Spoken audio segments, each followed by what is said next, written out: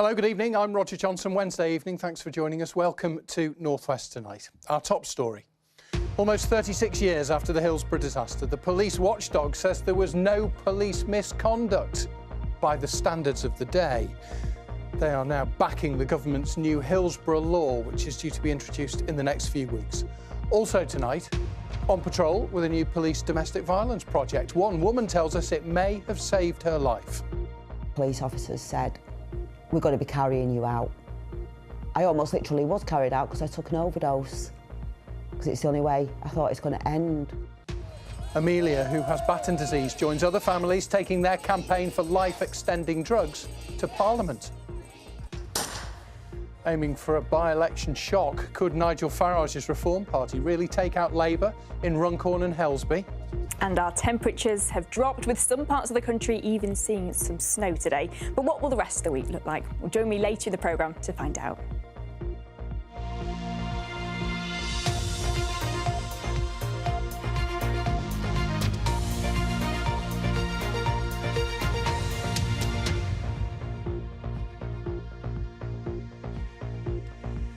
The Independent Police Complaints Commission, the Independent Office of Police Conduct, admitted today that no police officers involved in the Hillsborough disaster and its aftermath will face misconduct hearings. That's because professional standards at the time did not compel officers to be completely honest about what happened. In a letter to the families of victims, the IOPC says it's backing the so-called Hillsborough law, which will impose a duty of candour on all public bodies. The IOPC's final report is due soon. Well, let's look at this story in more detail. Anna Jameson has been looking into it for us, and she's here. Anna. Thank you, Roger. The Independent Office of Police Conduct was asked in 2013 to investigate police conduct before, during and after the Hillsborough disaster nearly 36 years ago. In the last couple of days, the police watchdog has written to victims apologising for taking too long, adding they deserve better. It also agrees with previous findings that there were fundamental failings by South Yorkshire Police, that the force did try to lay blame on fans, and there's no evidence to support claims that fans were to blame. However, the letter written says that in the majority of cases, the watchdog was unable to find that officers had to answer for misconduct. Now, that is because the professional standards for policing at that time did not include a duty of candour. So this is when people working for a public body must tell the truth. The IOPC says it shares victims' frustrations, but adds that South Yorkshire Police was entitled at the time to present its best case and be selective with the evidence it presented. Today, I've been speaking to one of the family members of the 97 who says she isn't surprised. How can we be living in a society today where there is no criminal sanction for a police officer that deliberately tailors evidence to suit himself or deliberately lies to an inquiry, an inquest, a criminal investigation, because the law has always allowed them to do that? Well, the IOPC has received 354 complaints from scores of people. More than half of them had at least one allegation upheld. But it's almost certain that none of the officers will face disciplinary action. Rules have recently been changed so that after police officers leave a force, they can still be disciplined. But I think it very unlikely that that will apply to any of the officers here. That's bound to disappoint many survivors and fans, but I think we need to look at the few positives here, which is the vindication that has come from the IOPC and their support for a duty of candour law. Well, the Prime Minister has promised to present a duty of candour legislation known as the Hillsborough Law to Parliament before the tragedy's anniversary on April the 15th. Now, this would make it a criminal offence not to tell the truth.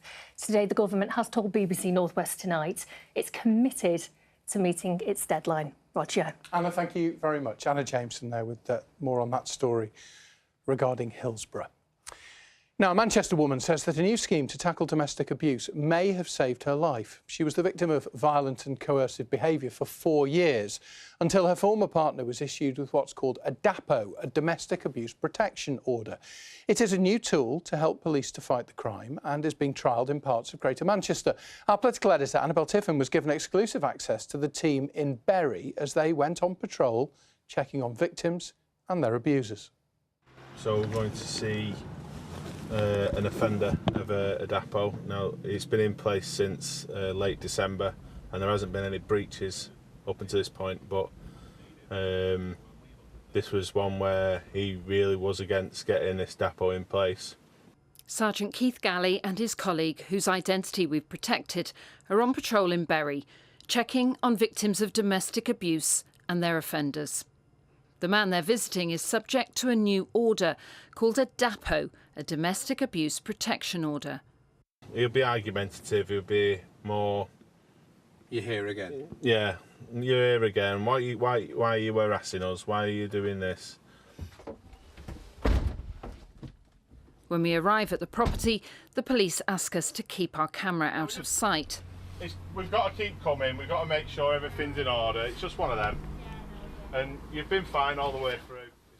But on this occasion, there's no issue. He's abiding by the DAPO and hasn't contacted his victim. He knows we're not going to be there long. We're not intrusive.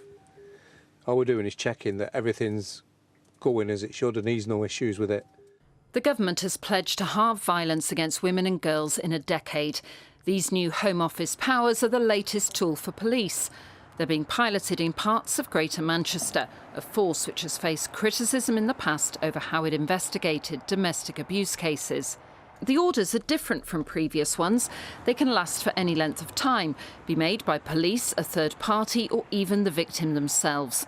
And the punishment for breaching the order can be up to 5 years in prison. As long as we can show there's been some kind of abuse, even if it's physical or mental, in that relationship, then we can apply for these orders now. So it really opens up the scope of which victims we can help now. At the beginning, I never got the typical abuse marks. I'd have bruises on my arms and my hair would be pulled, and it was as the relationship went on, it got more and more degrading, more and more abusive. Anne, not her real name, was a victim of domestic abuse for 4 years. He'd be arrested, but she'd drop the complaint time and time again. It was just going to get violenter and violenter, to the fact that the police officers said, we're going to be carrying you out. I almost literally was carried out because I took an overdose, because it's the only way I thought it's going to end. The cycle was finally broken when police issued him with a DAPO. He breached it the same day and was sentenced to 8 months in prison, without Anne needing to attend court. Right, come on, mate. Please. Come on. Can I just Put your hands in front. Oh, don't do this to me, mate. At the moment. Another case where the DAPO has been used. This man has met up with his victim. At the moment, you're under arrest, all right, for breach of your domestic abuse protection order, all right? Darren Wing from Ramsbottom was the first person to be arrested for breaching a DAPO. He was jailed, but has since been released. About 60 DAPOs have been issued in the North West since November. The Home Office says that they'll assess the success of the scheme in the trial areas before rolling it out further. And added in the short time since they were launched, they've already provided greater safety for victims and more robust management for perpetrators of domestic abuse. How different is your life now from, say, 12 months ago? Getting there, slowly but surely. I think there's still going to be hurdles, but I know I've got the DAPO team and support of my friends to get me through it. Annabel there with that exclusive report. Now, a man's been arrested on suspicion of attempted murder after a man in his 50s was attacked in a street near a school in Preston. The victim was found seriously injured on Ribbleton Hall Drive, close to Moornook School, shortly after 6 o'clock this morning. Lancashire police say a man from Preston who's in his 30s is being questioned. The family of 10-year-old Poppy Atkinson, who died after she was hit by a car at a football pitch in Kendal last week, have raised more than £33,000 in her memory. The fundraiser was launched to pay for a memorial to Poppy and to support grassroots football teams. It's been announced that an upcoming independent inquiry into child sexual exploitation in Oldham will be led by the barrister Tom Crowther KC. Mr Crowther previously led an inquiry into widespread sexual abuse in Telford. It comes after the government refused to launch a public inquiry into grooming gangs in Oldham. Government funding cuts have been blamed for a decision to hand over the management of the Brockholes Visitors Centre near Windermere. The Lake District National Park Authority says the lease for the site will be sold, 9 staff having already been made redundant as part of the move. The government says that it is committed to fixing the nation's finances. Dredging has been taking place in Douglas Harbour after a Manx ferry ran aground earlier this month. It's being done by a specialist vessel from Liverpool. The steam packet's flagship vessel, the Manxman, got stuck on a mudbank for almost 2 hours on the 1st of March. Now, the picture you're about to see behind me is of Amelia Carroll with her dad, Mike. You might know that we've followed the story of Amelia and her brother Oliver many times over the years. They both have a rare condition called Batten disease. They're kept alive by a drug called Brineura, which slows its progress. But 6.5 years on from initial discussions, the NHS still hasn't made a final decision on the funding. You might remember at the time we were inside the room as those conversations took place. Well, today the Carrolls and other families took their campaign to Parliament. Here's our health correspondent, Jill Dummigan. They've been waiting for more than 6 years for the final say on this drug, and the families here say they don't want to wait any longer. We felt it was really important that we raise awareness of our campaign to ensure that NICE approved Brineura as a matter of urgency. The process has had delays, and enough's enough. The families need an answer. They need security about their children's futures. I first followed the Carroll family in 2018 as they campaigned to get Brineura approved. The NHS eventually signed a 5-year agreement with the drug company to split the costs while more data was collected, meaning Ollie, Amelia and other children could access it. Neither of them should be alive right now. They've exceeded life expectancy, which is just between 6 and 12 years old. And this treatment just turns that life completely around. And yeah, like I say, all these children here today are absolutely thriving and they all deserve this treatment. There's currently no cure for this disease. A charity headed by former cricketer, now Baron Ian Botham, is helping to fund research. Today he was out supporting the campaigners. We're hoping that it will continue and there's meetings to be had and hopefully we can get a really positive. We know we can't cure it at this moment in time, but we can make it more tolerable. Today was about raising awareness, but also about speaking to MPs to persuade them to go to the top for a decision. It's incredibly stressful to know that there's a medicine that your child needs, but not having certainty that it will continue to be supplied. So we're all working hard as MPs on this front. It's actually cross-party, which is great. We get more stuff done when we work together. I'll be meeting with one of the ministers in Wes's team responsible for this in the next few weeks and hope to make good progress. The cost of Brineura is several £100,000 a year per child. The NHS is constantly short of money. But campaigners here say children's lives are priceless. The evidence is there, the data's been collected, it works. And yeah, it's just come down to figures, and that's why we're here, and that's why we're saying, like, how much does a child's life worth? What would you do, put a cost on that? It's disgraceful. The deciding committee will meet again in the next few weeks. Jill Dummigan, BBC North West Tonight, London. And we'll let you know what happens. Now, the Reform Party says that it is confident that it can win the forthcoming by-election in Cheshire. It will be called in the Runcorn and Helsby seat after the sitting Labour MP Mike Amesbury pledged to resign. You probably saw his interview on the programme earlier in the week. He was given a prison sentence for assault, which was later suspended. Well, Mr Amesbury won the seat easily for Labour in the general election last summer, but it is expected to be closer this time, as Andy Gill's been finding out today. On the banks of the Mersey this morning, an advertising lorry with an anti-reform message from the Labour Party, an indication that campaigning is already underway in Runcorn, even though there's no date yet for the by-election. This part of Cheshire has traditionally been solid Labour. Today we found some voters sticking to red and some tempted by reform turquoise.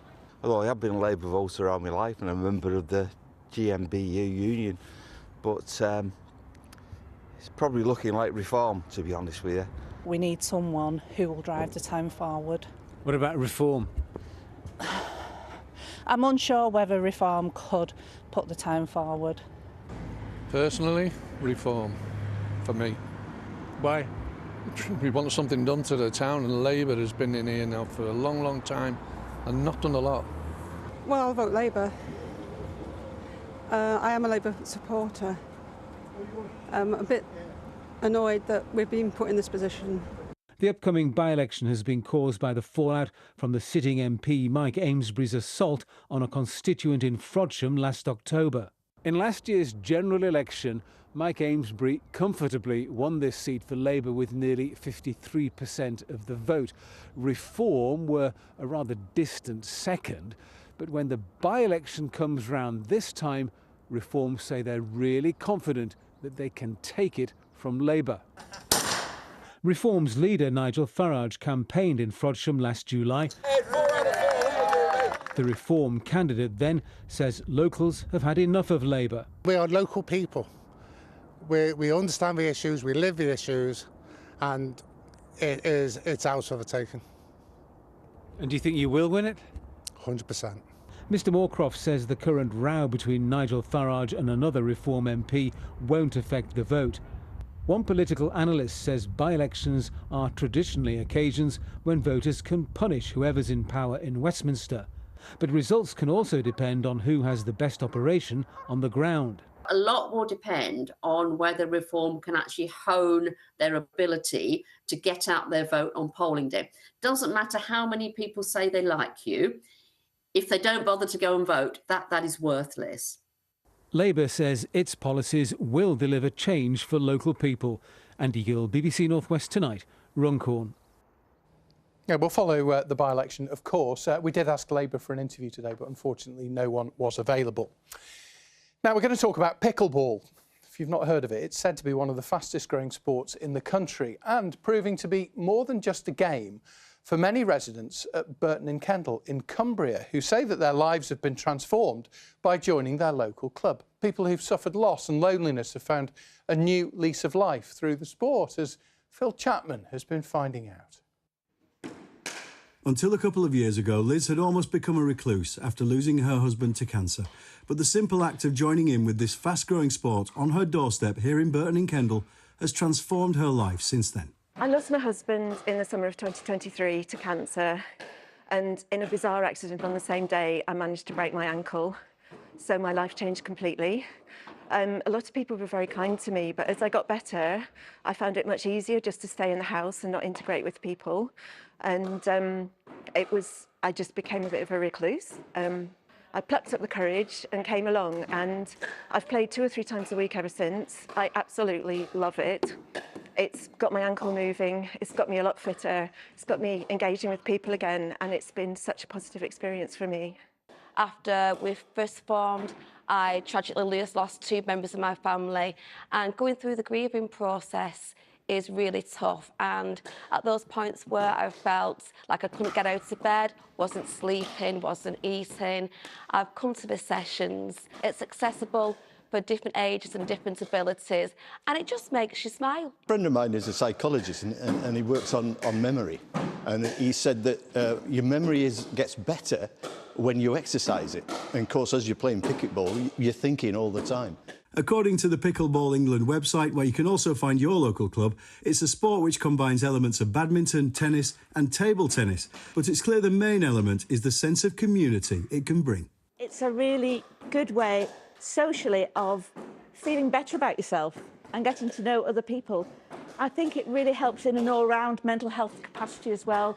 A lot of people have said to me, well, I come here, it's really changed my life coming into playing pickleball. And it's for everyone. We've got our youngest member is 15 and he comes with his parents, and our oldest members are well into their 70s. I've seen people in their 80s and even 90s playing this game. And whatever your age, pickleball can be played indoors or outdoors, given the right weather, and this club has even been lending out some of its equipment to other groups in the area until they can get their own funding. Phil Chapman, Burton in Kendal. Lots of big smiles, a bit like paddle, isn't it, which is also very popular at the moment. Right, from pickleball to football, and Liverpool sadly won't be getting their hands on that this season. They're out of the Champions League, beaten on penalties by Paris Saint-Germain in the last 16 at Anfield last night. But the manager, Arne Slot, interestingly, says it's the best game he's ever been involved in. But he now has to pick his team up, of course, for Sunday's League Cup final, as Ewan Gorn reports. Best game of football I was ever involved in. I don't have the history like Liverpool. As I'm around the world, was hoping that this game just kept on going, just wouldn't stop. Key that if you are number one in the league table, that you then face Paris Saint-Germain, which is one of the best teams in Europe. But yeah, that's the format we are in, and we have to accept it, and we will come back stronger next season. Now, Manchester United's head coach Ruben Amorim's also been speaking today ahead of their Europa League game with Real Sociedad tomorrow. One apiece going into that. He says the club's co-owner, Sir Jim Ratcliffe, was just being honest when he said earlier this week that some of the United players are overpaid and not good enough. In this moment, everybody, me, all the players, we are underperforming this season. So we can always change that. So I include myself in that part of underperforming. And you are talking about players like Casemiro, for example, that won everything. And we know that these kind of players can play so much better. In the Football League last night, Burnley missed out on a chance to move into the Championship's automatic promotion places. They drew 1-1 against West Brom at Turf Moor in a match which saw Scott Parker sent off after the final whistle. In League One, Bolton suffered a 3-2 defeat against Bristol Rovers, leaving them 6th in the playoff places. And in League Two, Accrington Stanley boosted their survival hopes with a 5-0 win over Newport County. Now, Jalen Ngonda is one of the rising stars of the modern soul music scene. He's from Washington, D.C. in the United States, but he learnt his craft on the other side of the Atlantic in Liverpool, and he's on a sellout tour of Europe at the moment. And guess what? Tonight, he's back in Liverpool, his new hometown, as Lindsay Prosser will now explain. Feeling in it, you relate to it, you'll be drawn to it. So really, I think I'm just drawn to music of very deep feeling and meaning. You know, it just felt like a natural thing to do, was just go there. I've been a Beatles fan since I was 15. Yeah. Who isn't a Beatles fan? So the musicianship came from just playing in Liverpool and playing in Manchester, playing pubs and clubs and bars every weekend. Music City. You know, it's rock and roll's very celebrated here, and rock and roll's my favorite kind of music. And it fuels my creativity. Just quickly before the weather, with Abby, some breaking sports news. Ryan Lowe has been appointed as the new Wigan Athletic manager, former Preston and Bury boss, of course, on a 3.5-year contract within the past few minutes. Right, Abby's here. How's the weather looking? Well, it's turned much colder, that's for sure, but it's still relatively nice out there. We've seen some sunshine today, we've seen some hefty showers as well, and that's really how things will stay for the rest of the week. Thank you, as always, to our weather watchers for getting out and about first thing as well, capturing the sunrise. I always think sunrises and sunsets in spring are some of the best. So if you do take a weather photo over the next few days and you would like to send it in to us here at North West Tonight, all the details on the screen behind me. So the headline for tomorrow, a very similar day to come to what we had today. It's going to feel cold, it will be quite showery. I don't think there'll be quite as many showers knocking around as there have been today, but we are quite literally into an Arctic air mass. If you thought that it's felt a little bit colder, you are absolutely spot on the money. We are pulling in much colder air from the north. It will stay chilly right through to the weekend, temperatures starting to creep up a little from Sunday. Overnight tonight, it looks as though we'll continue to see a few showers in the east of the region. Here we've got an ice warning in force until 9 o'clock tomorrow morning. Our temperatures will be dropping to freezing point. Elsewhere, further west, it is looking drier with variable cloud and clear spells. A mostly dry start, 1 or 2 showers in the east, that warning expiring at 9 o'clock tomorrow morning. A couple of the showers over the hills could be a little bit wintry, but as you can see on the map, fewer showers around, I think, tomorrow than what we've seen today.